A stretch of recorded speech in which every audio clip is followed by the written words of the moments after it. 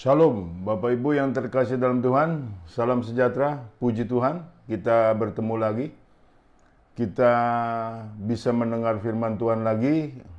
Bagaimana Bapak Ibu kabarnya? Saya berharap semua baik-baik saja. Kembali kita akan mendengar firman Tuhan Bapak Ibu yang merupakan kekuatan bagi setiap kita, yang merupakan satu kepastian bagi setiap kita. Sebelum saya berdoa, sebelum saya berkhotbah lebih mendalam, kita akan berdoa terlebih dahulu. Terpujilah namamu, Allah Bapa yang kekal yang kami sembah, di dalam nama Tuhan Yesus kami mengucap syukur. Jikalau hari ini kembali Tuhan izinkan kami mendengar firman-Mu, dibentuk dengan kehendak-Mu untuk hidup kami seturut rencana-Mu. Terima kasih Bapa, terpujilah nama Tuhan kekal selama-lamanya. Di dalam nama Tuhan Yesus Kristus kami sudah berdoa dan mengucap syukur. Haleluya. Amin. Puji Tuhan. Bapak Ibu, apa kabar? Sedang sibukkah? Sudah barang tentu sedang sibuk ya, dengan berkat Tuhan, dengan kesembuhan, dengan kuasa Tuhan Bapak Ibu. Karena persoalan makin banyak, penyakit semakin banyak, tekanan hidup semakin berat. Sudah barang tentu kita semua sibuk di situ. Dan pada akhirnya kita datang ke gereja hanya untuk hal-hal tersebut. Sementara melupakan inti dari pelayanan, inti daripada kehendak Bapa Surgawi. Sehubungan dengan itu Bapak Ibu, tema kita pada hari ini adalah mengutamakan kehendak Bapa Surgawi saja di dalam hidup ini. Mengutamakan kehendak Bapa Surgawi saja dalam hidup ini. Jangan lupa dalam hal ini Bapak Ibu bahwa kita punya nilai kehidupan itu harus tetap dikendalikan oleh kehendak Bapa Surgawi dan harus berpatokan kepada kehendak Bapa Surgawi yang direpresentatifkan di dalam diri Tuhan Yesus Kristus. Mengingat banyak kesibukan jemaat mencari berkat yang sedemikian luar biasa karena tekanan hidup, mencari kesembuhan yang luar biasa karena tekanan penyakit, mencari kuasa yang sedemikian rupa karena tekanan persoalan problem. Sementara itu lupa akan kehendak Bapa Surgawi untuk saling mengasihi, saling mengampuni, hidup di dalam kekudusan, hidup dalam hal saling menguatkan untuk memberi.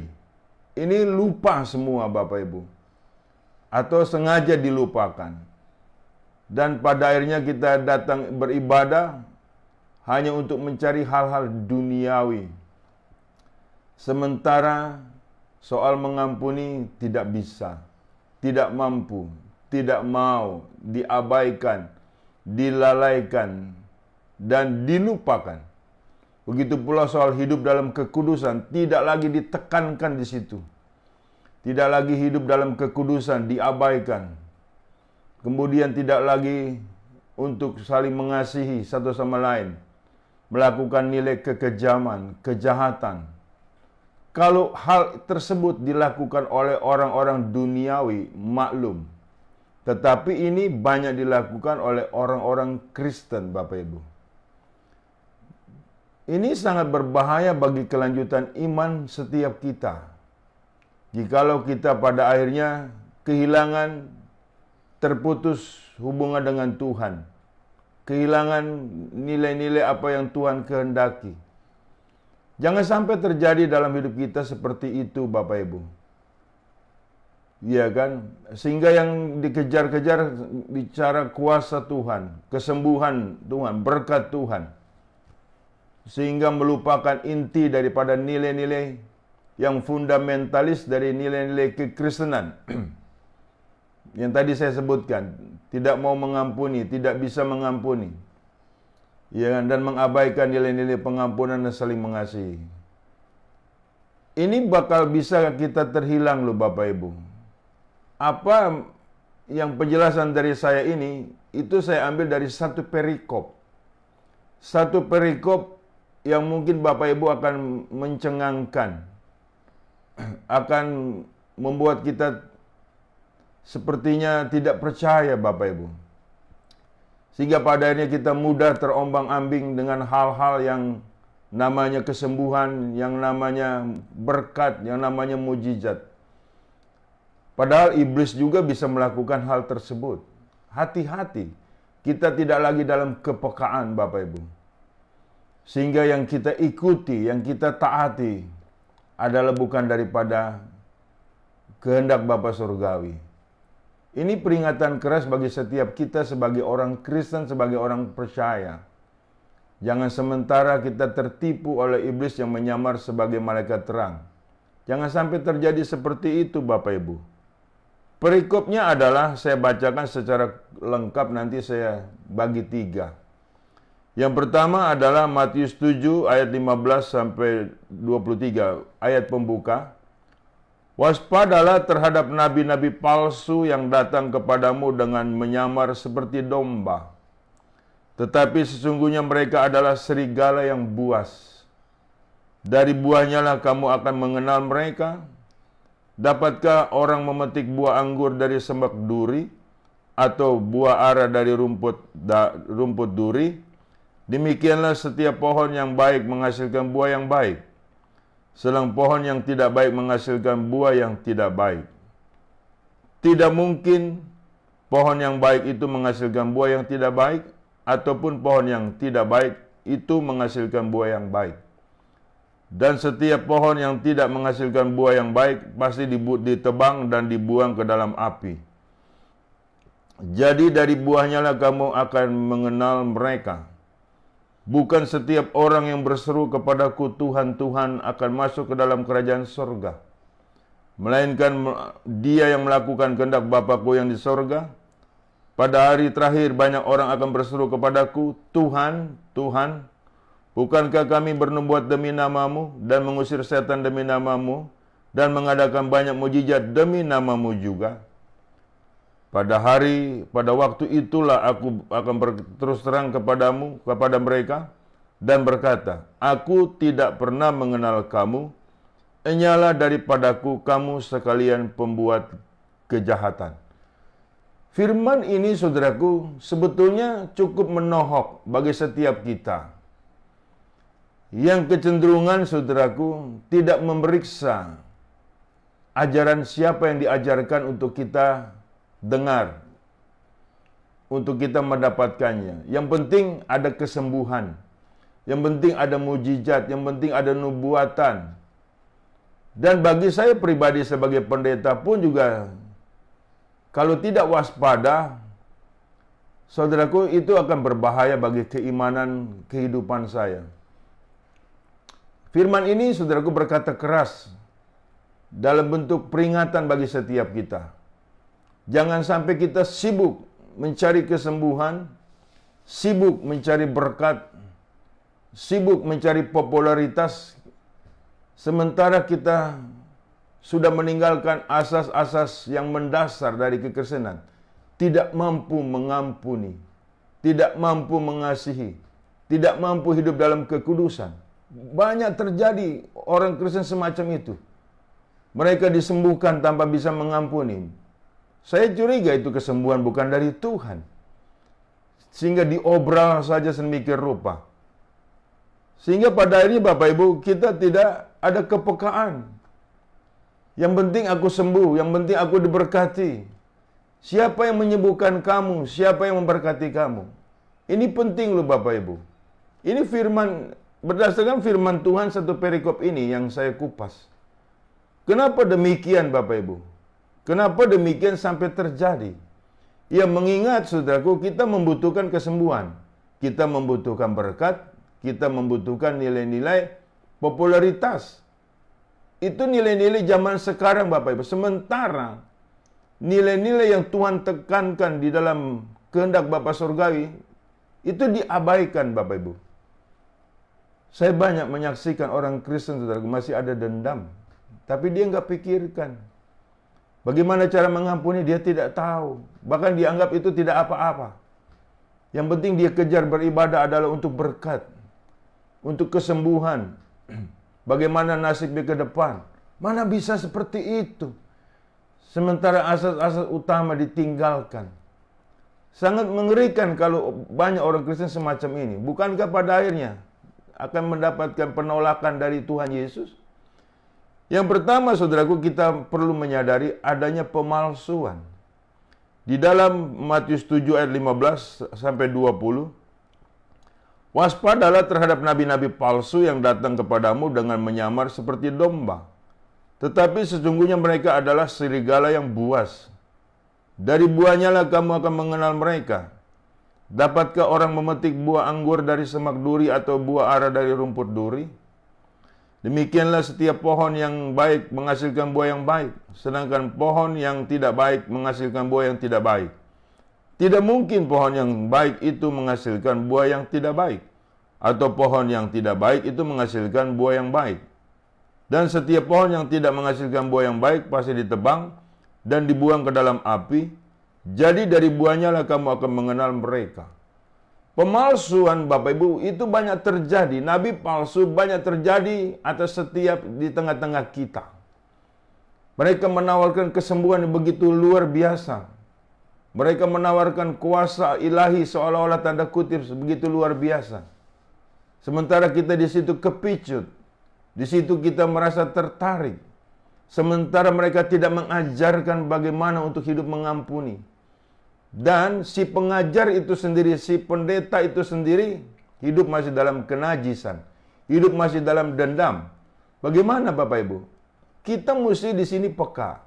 Kita mesti bisa melihat buah-buah yang dihasilkannya. Kalau kita di sini dalam kepekaan, memang kita butuh kesembuhan, tetapi tidak itu melulu, Bapak Ibu. Memang kita butuh berkat, tetapi tidak itu melulu. Kita harus berawas-awas di sini, mengingat banyak kepalsuan, nabi palsu untuk ada di sekeliling kita. Dia masuk ke gereja-gereja, menawarkan nilai-nilai yang spektakuler, sehingga pada akhirnya kita seperti kerbau dicocok hidungnya, tanpa mengadakan pemeriksaan kita tertipu. Sehingga nilai-nilai kejahatanlah yang kita kerjakan di mata Tuhan. Kehendak Bapa kita tinggalkan, kita singkirkan. Penting bagi setiap kita, Bapak Ibu. Pemalsuan ini selalu ada setiap saat. Kita kalau tidak ada pegang patokan kehendak Bapa surgawi, saudaraku, berbahaya untuk kelanjutan keimanan kita. Kita perlu paham dalam hal ini, Bapak Ibu. Iya toh. Iblis itu tahu persis, Bapak Ibu, akan kebutuhan-kebutuhan kedagingan manusia. Ya kan, mereka disibukkan dengan kondisi-kondisi seperti itu.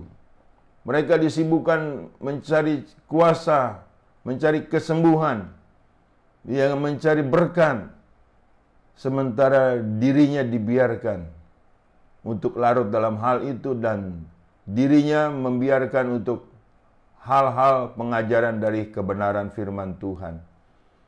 Sehingga bukan tidak mungkin semakin hari semakin jauh dari kehendak Tuhan.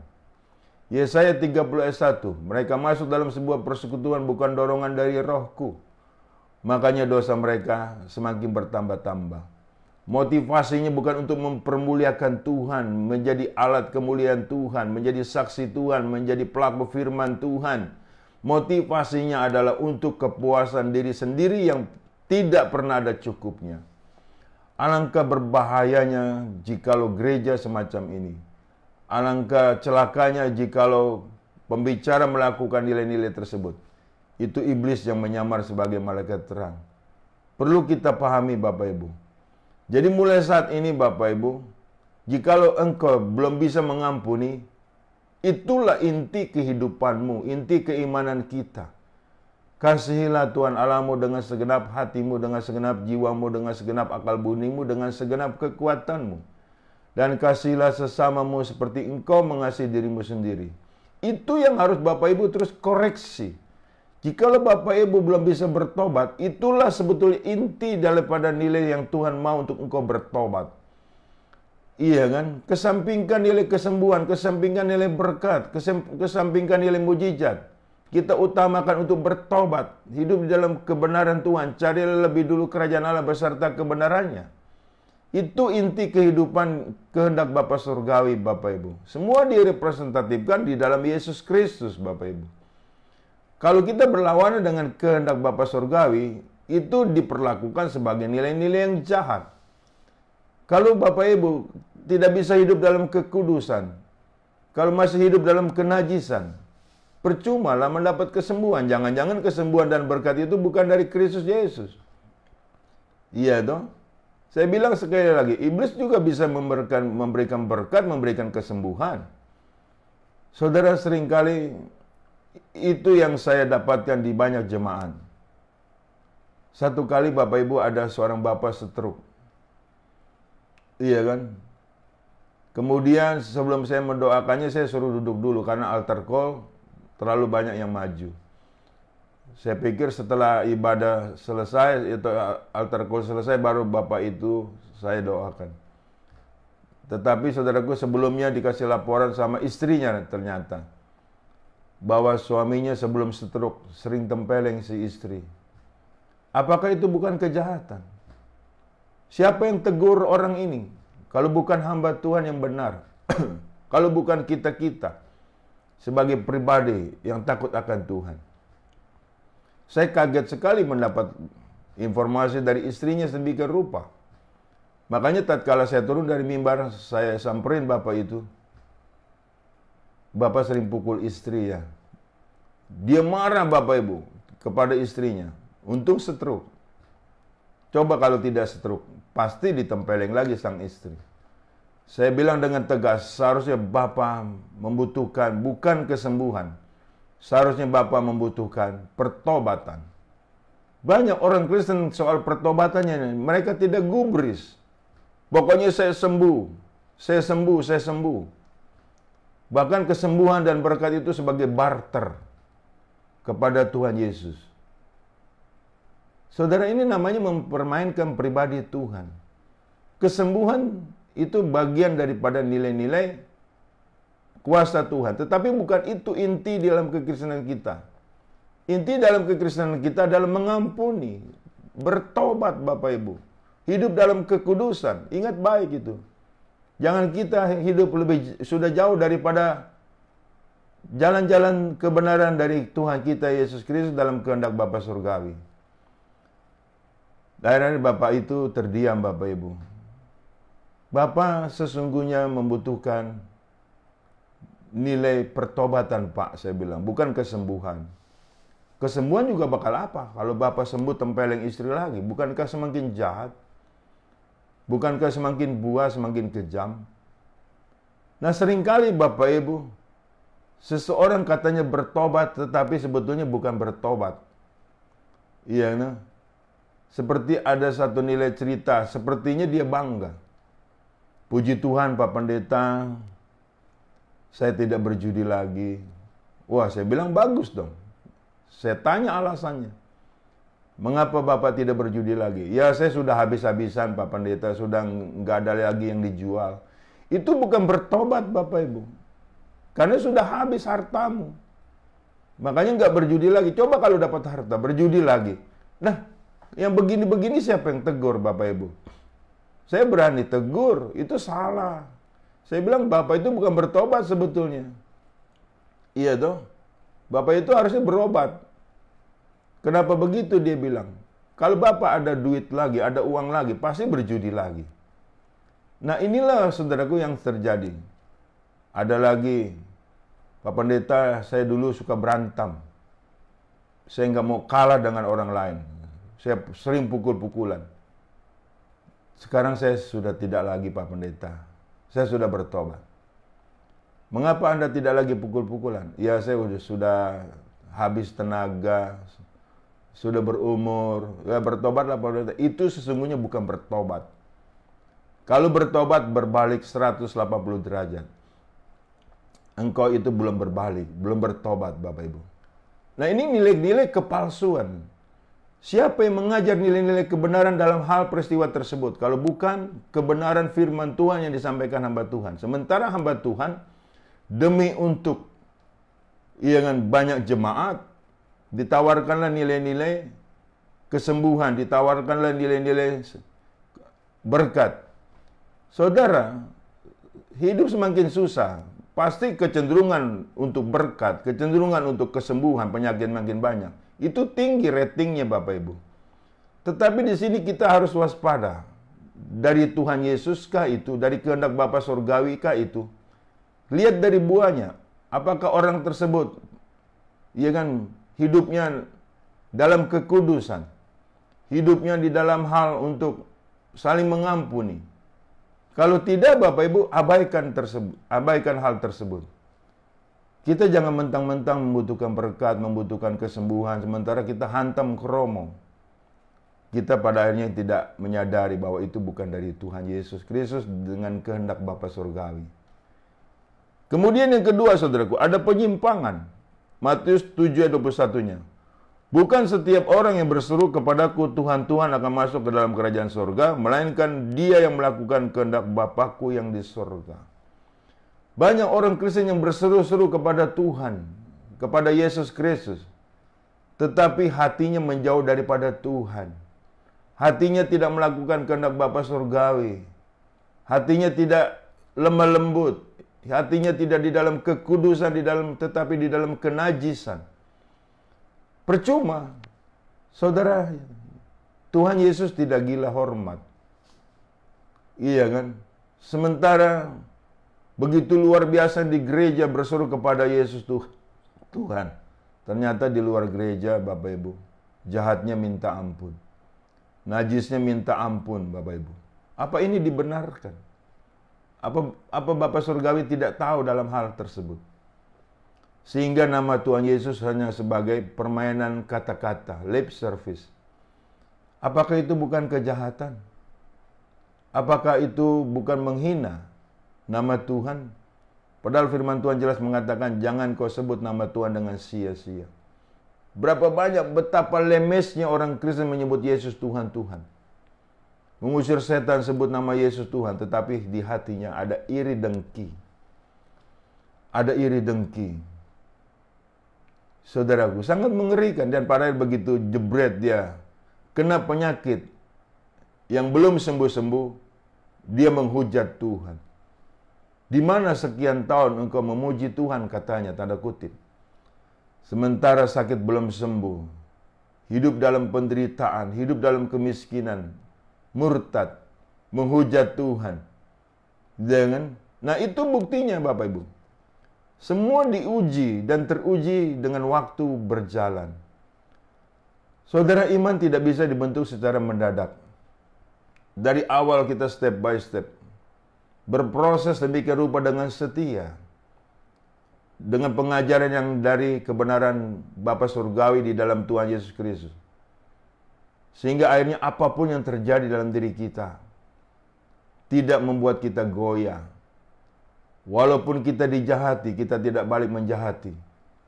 Kita malah mendoakan orang-orang yang berbuat jahat bagi setiap kita. Pertanyaan yang besar adalah, apakah kita sudah mampu dalam hal tersebut? Mengampuni orang yang bersalah, apa sudah mampu? Hidup dalam kekudusan, apa sudah mampu? Saya mampu, Pak. Sampai kapan? Ini persoalannya. Seharusnya sampai finish. Sampai kita mati. Sampai kita meninggalkan dunia ini. Saudara, jangan main-main dengan firman Tuhan.